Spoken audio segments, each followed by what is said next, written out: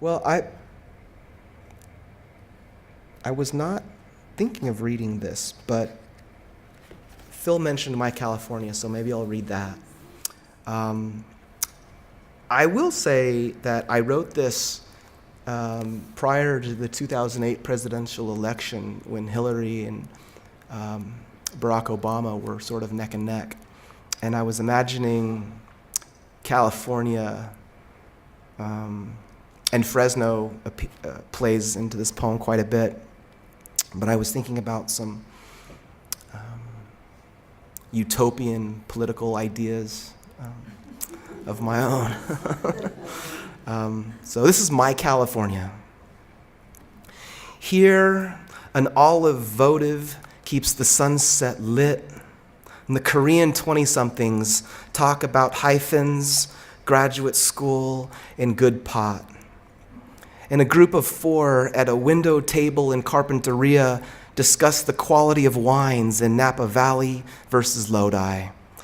Here, in My California, the streets remember the Chicano poet whose songs still bank off Fresno's beer-soaked gutters and almond trees in partial blossom.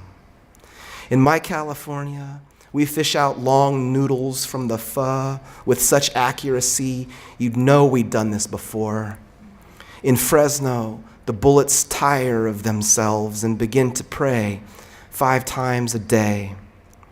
In Fresno, we hope for less of the police state and more of a state of grace.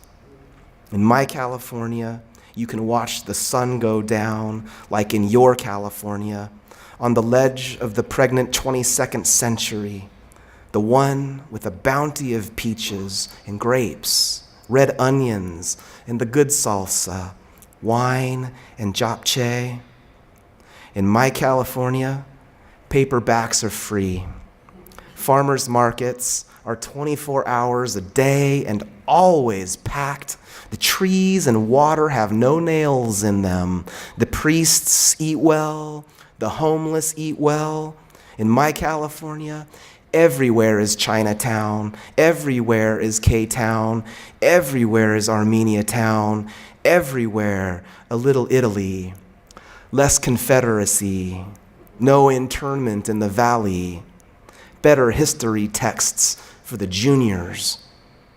In My California, free sounds and free touch. Free questions and free answers.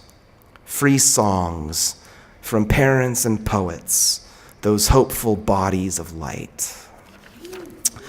And, thank you.